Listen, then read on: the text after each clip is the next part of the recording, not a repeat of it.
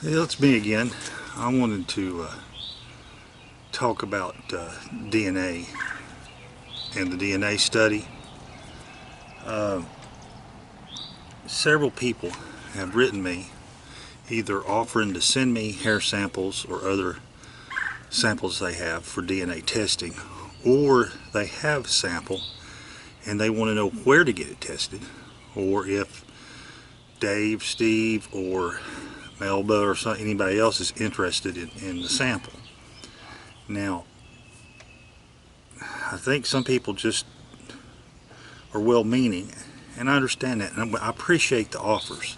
I really do. I understand, but I guess to get everybody up to speed, because people are coming in at different levels as far as knowledge of what I've done, what Dave's done, what Steve's up to, the Sasquatch genome study, the kind of current state of affairs in this Bigfoot research crap world. And so, some people are, just are, don't have all the information. And I get that. Everybody has to get up to speed, and they're just now finding me or finding Dave or whoever. And so they, they have DNA, and a lot of people are still wanting to prove and saying, hey, they'll test this day and that DNA will come back. And I get that too. But to kind of let everybody know where I'm at, I'm done with the quote research. I really don't even want to call myself a researcher anymore.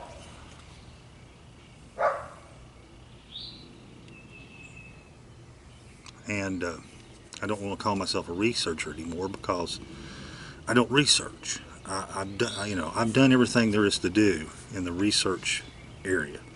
And so what I'm focusing on now is helping people, educating people about the Sasquatch, educating people about,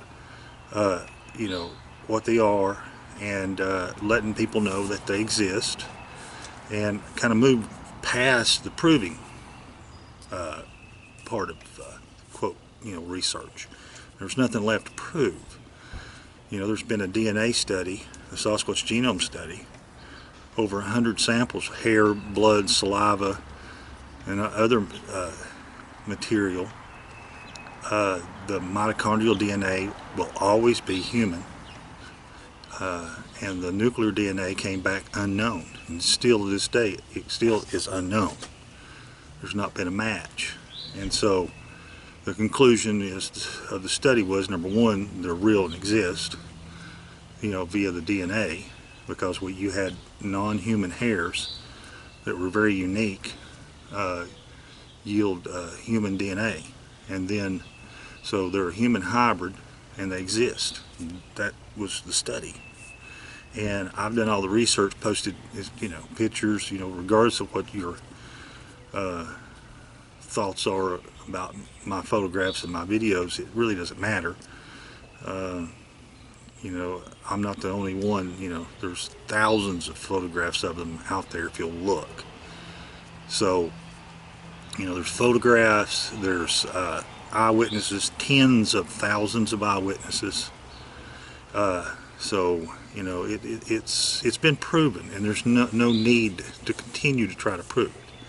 Now, I did a little research for those people. If you're interested, DNA testing has come way down. It used to be $10,000 a run, and it's gradually come down. I checked, just did a Google search, and if you had a hair sample and you wanted to have mitochondrial DNA extracted from it, it would cost you $1,000.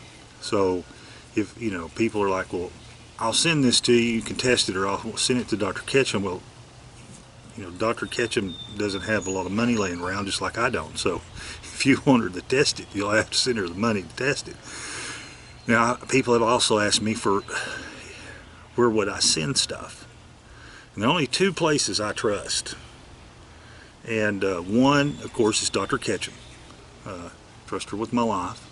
And the other place is a place in Canada that has a good reputation called Paleo Labs, Paleo and they're in Canada, and they'll test whatever you send them. They've tested elongated skull samples, bone before.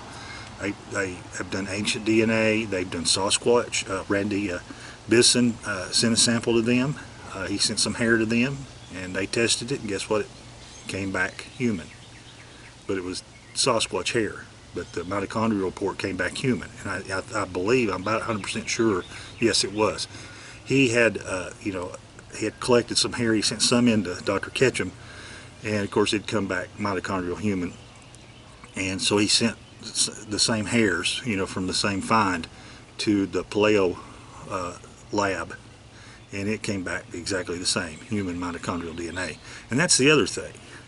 See, if you have true Sasquatch hair, now that we know that the mitochondrial DNA, which you get from hair, you can't get nuclear, but you can get mitochondrial DNA, if it will yield any results, because Sasquatch hair without a skin tag has something in it, then it will not, it will not yield a result. It won't illuminate. It won't, and so basically, if you got real Sasquatch hair and it has a skin tag, you send it off to a lab, it's going to come back mitochondrial human, and that's just the way it is. And so, and then the lab's going to turn around, if it's not it's not Paleo, or if it's not Dr. Ketchum, and the lab's going to turn around and say, oh, well, it must have been, human contaminated with human DNA. Well, that's an admission that they're incompetent, because these labs have procedures to ensure that they don't contaminate the DNA, like wash the hair samples, etc., etc., so you can remove all contamination. And so even the great Dr. Brian Sykes, admitted publicly that you can decontaminate hair successfully, so it's pristine. So anyway, bottom line is, these labs, in other words, they'll say, well, we're just incompetent. And my thing is, okay, well, if you can't test samples and not contaminate them, how can anybody trust you with anything? How can a crime lab, or a lab that services the state, in court proceedings, and yet they contaminate DNA? Well, sounds like to me the state needs to stop using them. So you see how, it's just, how hypocritical it is, and it's just an excuse. So if you have samples you want them tested, Paleo Labs or Dr. Ketchum, you can get a hold of Dr. Ketchum through her Facebook page. You should go to Facebook and search for her. She's there. You can message her. And those arrangements will be between you and Dr. Ketchum, whatever, if she's even willing to test. She may not even be willing to test. I don't know. I can't speak for her. I'm just telling you. People ask me where would I send it, her or Paleo Labs, and you can Google it. It's the one in Canada, and and then you can contact them and arrange to send your hair sample up there if you want to test it. But in my opinion, I wouldn't waste my money, because, like I said, over 100 samples have been done. There was another study that J.C. Johnson did that I mentioned in my last video, or J.C. Johnson was a part of. It was actually a study that Sykes was doing, that Dr. Meldrum and several others were involved in, and it got shut down, and nobody ever knows what happened, because the preliminary results came back and they verified the results of the Sasquatch genome study, and then that was it. And there's been 5, 6, 7 other labs test samples from Dr. Ketchum that she provided, and they've all confirmed her results. They get Sasquatch hair. It's a forensic expert looks at the hair, verifies that it's not human, it's not cow, or it's not dog, it's not sheep, it's not whatever, it's not anything, it's a real hair. And then they run the DNA on it, and it comes back human. So again, you have non-human hair yielding human DNA. So that's the long and the short of it. What I'm going to do, I was doing some review of my videos, And I found one. It's a blast from the past. It's been, I guess, 10 years ago or longer. And it's when I was really involved. That's when we were getting DNA samples, and I was using the tape around the trees to get hair samples, and I actually got a hair sample of reddish brown hair. And I'm about 99.9% sure that this was one of the samples that was, I sent 30 to the study and they used 11, and this is one of the 11. I'm pretty about, like I said, almost 100% sure this is one of those samples. So you can kind of see me collecting the sample and seeing my goofy hat and what I wore in the feeding station. I had a feeding station is a place where you set up food, and they come and get the food and you exchange gifts. That's all it is. The vernacular was we decided, everybody was calling it a feeding station. So, and a bug flow, but nose. But, and I also found, on the way in, I found a huge footprint. People, I don't know, you can see, like, I'm going through heavy foliage. This place was, it was an open area, but was surrounded by very thick vegetation. I mean, briar patch type stuff, almost, fallen trees and ticks and everything else. Snakes, the whole, match. And I'd have to, snake my way in there every time. And I kind of had myself a little trail I finally made to get into it. But I made sure that, from outside going in, I didn't open anything up, 10, 12 feet so nobody could see that there was a trail there. And this Sasquatch had, was actually going along my trail into that, into the feeding station area. And it's really more than, it's not a track, it's more of a large footfall. It was really obvious. It looked like it was a left foot that he had pushed off of to step over a down tree, so there was a lot of force as he stepped over, and it broke a bunch of stuff, pressed down the grass, so it was a large impression. And she didn't belong there. You know what I'm saying? Maybe rabbits and mice and maybe a deer or two would try to snake through this thick crap, but you're not going to have something that big. Somebody on a horse is definitely, couldn't get in there. Their horse would get tangled up and they'd get knocked off their horse. So, it was that thick. It was that thick. So, I want to include that. I find that interesting, and also doing it just to kind of show everybody, hey, we've already done it. This is the study. This is the, we've already collected the hair, and it's been done. It's been done 10 years ago, and for me, it's time to move on. I'm not going to stop anybody that it wants to prove it or wants to do another, DNA test. That's fine. Like I said, we've seen so many done now that tell you, pretty much tell you what the results are going to be. And like I said, my focus is helping people that have had encounters and helping them cope. That's kind of my mission now is education and that. As the birds fight each other over the bird feeder. We've got a blackbird and a robin. They're not happy with each other. And a little standoff here. But it's a wild kingdom in my backyard. I had a rabbit this morning. I don't know, there's a rabbit and a dove, and they were hiding together. It's kind of weird. They kind of both, I stepped out on the porch and the dove kind of flew out and stood there, and then the rabbit, I was just like, what are y'all doing? I think the rabbit had fallen asleep and the dove was just milling around. I got a rabbit that gets so comfortable that I've actually come home and looked out the,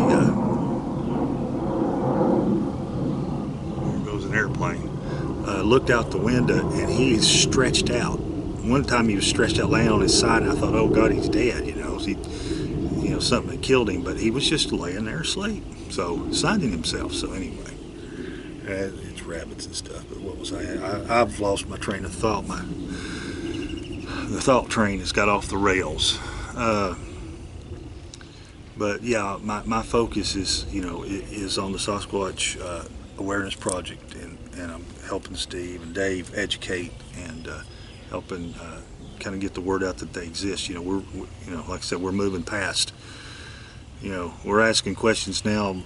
You know, the bigger questions. You know, the exist questions now behind us. It's, you know, what are they? Where are they? Where they come from, etc. And one other quick thing I want to address. I know not all Sasquatch are bad. Okay, they're like people. They have genetic diversity just like people do. And there's good people and there's bad people. And there's, you know, okay people. You know, there's people, all kinds of, you know, different attitudes and, you know, and demeanors. That's just the way people are. And the Sasquatch are the same way. Except they're 8 to 12 foot tall and upwards to 800 to 1,000 pounds and you know, extremely strong and fast and can be, you know, have the potential to be extremely deadly. So, and so do human beings. And the problem is Sasquatch won't talk to people. So I know that people write me, and there are people who have a relationship with these beings. They come to their home, or they come, you know, they live rurally and they come to their home, or they come and, you know, there's no animosity, you know, they help them, they do things for them. So I understand that. And, you know, I'm not trying to say that, you know, 100% of them are bad, or, you know, everybody's running around with a bad experience, but there are many that scare people, or they don't. I've said it a bunch of times, you've heard me, they don't have the same thought process as we do. They don't have the same morals. They don't have, you know, they have rules, but they're not ours, and they don't function by our rules. So if they're hungry and you got food, they'll take it. If you got a farm and you had chickens, they'll take them and they'll eat them. That's just the way it is. And they're not going, you know, yes, there are situations where some will gift you. Now, their ideal of a gift's a feather or a rock. It's not like they're bringing you something of value to you. But what I'm saying is, every situation is different. But there are people, they're legitimately scared, and they can be very, very menacing and frightening when they want to be. And so why you do have those that are, you know, having a good relationship with the human beings that they're befriended or have, you know, deal with. There's others that don't. And so, you know, it's the ones that don't that I'm, you know, trying to help with and trying to, and I'm no expert, have no clue on, you know, a lot of it we're just doing the best we can, you know, because they won't talk to us, you know. Sometimes I think the Native American community, you know, this is where we could sure use some help, because they've been very close, you know, they're just a closed community, and lots of times, you know, it's hard to get information, you know, but they you know, at times I think they could help as far as how to communicate with them and how to deal with them. So you know, and that's a call out to anybody that's Native American that has you know, some more deeper knowledge, that'd be willing to help. I could use your help, because we have a couple situations where we have some bothersome activity going on. You know, it's a situation, I think, where the Sasquatch were already established in the area, and the people moved in, and so you know, a lot of the methods that we tried is not working, because you know, the Sasquatch, you know, I think, you know, their attitude is like, we were here first, this is our land, and you're coming into our place. This is not a situation where we're coming to you. So, you know, trying to deal with the Sasquatch, trying to rectify, you know, situations of them killing livestock, stealing chickens, stealing food, wrecking equipment, you know, doing those things that are very harmful, and you know, scaring people, you know, that sort of thing. So, you know, it's a mixed bag, and so I guess I said all that to say I understand that they're not all bad. Now, my beliefs, are, that they have the potential, definitely, because of what they are. And, and not being, being a human hybrid and being a Nephilim, based on the fact of what they are, it tends to go bad. But with that being said, there he is. Loudest little bird you ever seen. So anyway, I've gone on way too long. I don't even know if I'll put this in the video. I guess the bottom line is that I understand they're not all bad, but and I appreciate the emails and things that I get, and people that share with me and ask me to help them. And I appreciate that. I know, I take it seriously, and I know people, entrust me with sensitive information and things that have happened that were life changing for them. So I understand that, and I appreciate that you feel like you can reach out to me and let me know and ask for help. So, but I do understand they're not all bad, and I do understand that every situation's different, and so and I appreciate that. And so I've got doves. I've got 2 doves right now underneath the feeder. Watch them fly away when I turn the thing. Yep, there they go. They're skittish. They've been coming in and out. There's about 6 doves, and looks like a couple pair are getting ready to start nesting here pretty soon. So, and they get pretty pretty testy when the food runs out. I know the bird wasn't doing this, but I had run out of bird food, and so they'll start looking. If it's not there, and I had one of them actually like in the windowsill looking in at me. I'm like, okay, I got it. I'll go get some bird food. So anyway, so yeah, I hope that was informative. Like I said, after this, I'll cut in that video of maybe about 10 years ago, finding the hair samples and stuff, and talking about the DNA study. So you can kind of get a little bit more information about what's been done and how we did it back in the day. So I hope you guys have a good weekend, and have a good week, and be careful out there.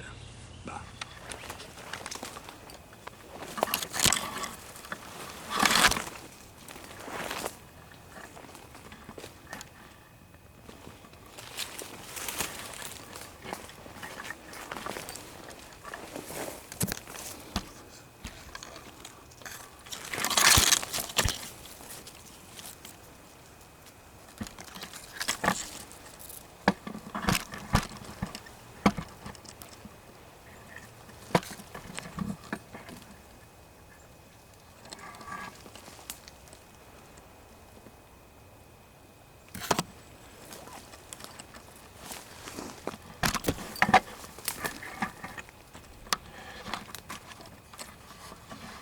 Heel print.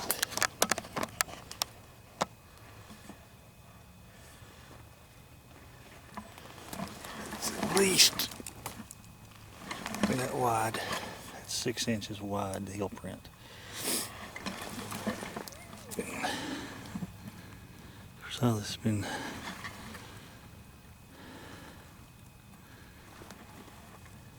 there's the heel print. And of course, the front of the foot, it fell up here somewhere.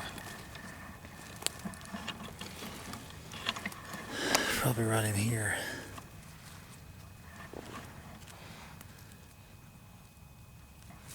Wow, it's a big old boy right there.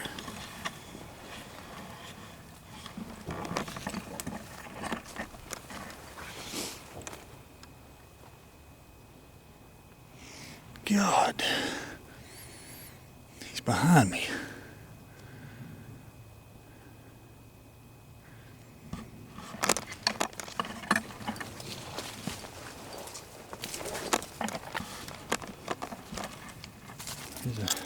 Which way is it? Figure that out.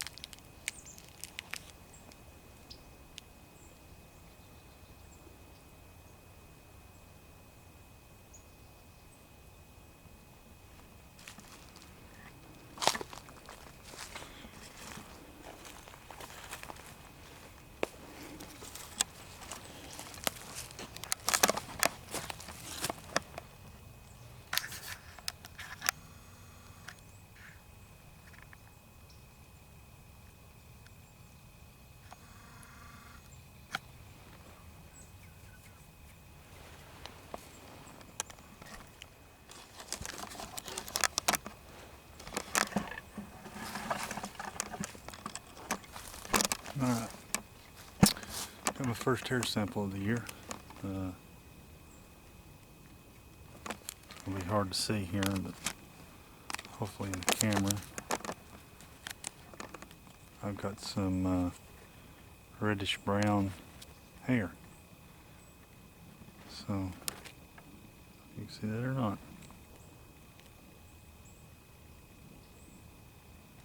Right there. That's reddish brown. Came out of that tree where I left an apple. So that's hair sample number 1 for the new year. Alright, what I'm getting ready to demonstrate or show you is how to collect a Bigfoot hair sample. And I've been very successful with this method and have actually obtained Bigfoot hair samples with good DNA through a national study, which right now I can't mention, but let's let you know this does work, and it does seem to not harm the Bigfoot, and it's kind of a trade-off. Because what I have here is bacon grease, and this trap can only be used when the air temperature's in the 30s and 40s, and I usually like to use it in the winter, which it's January right now, so I'm going to put it out. And so it consists of bacon grease and clear packing tape. And behind me here on this tree, I used it last year and got several viable hair samples with skin tags that produced positive DNA. So the Bigfoot in this area is kind of a trade-off. I give them a little snack, and they don't care to give me a little bit of chest hair and arm hair when they get their snack off the side of the tree. So kind of demonstrate how to do it.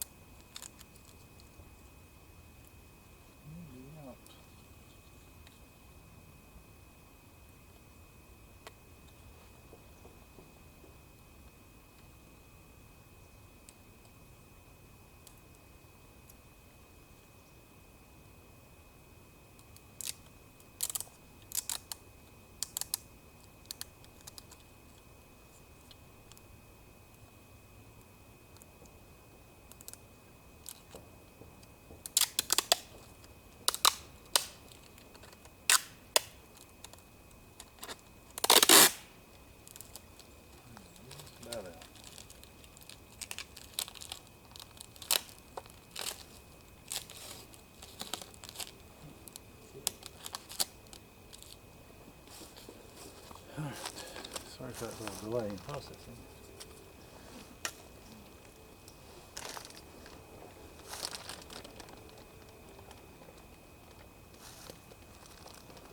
Then we take our bacon grease.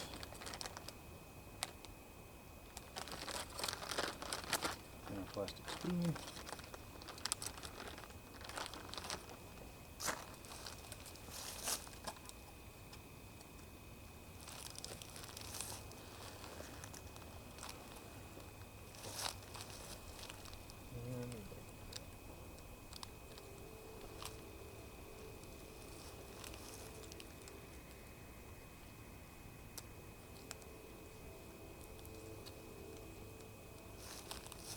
Get it into the bark really good, and I gotta lick it out.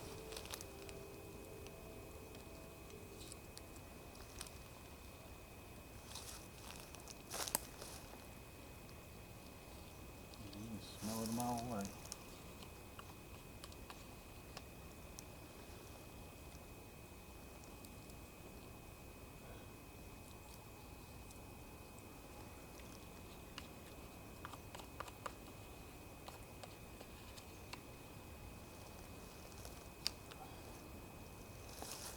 And I'll leave the spoon so I can lick the spoon. And that's pretty much how you do it. You put your tape.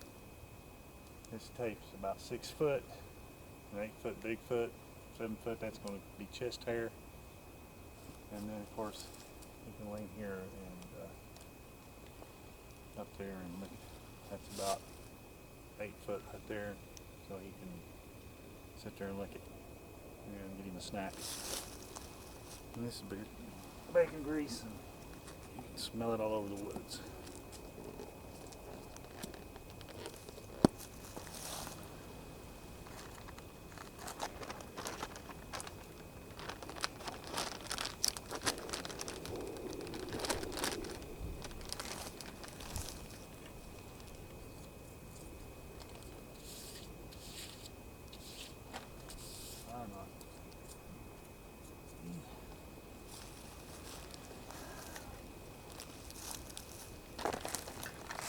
And that's how you set a hair trap.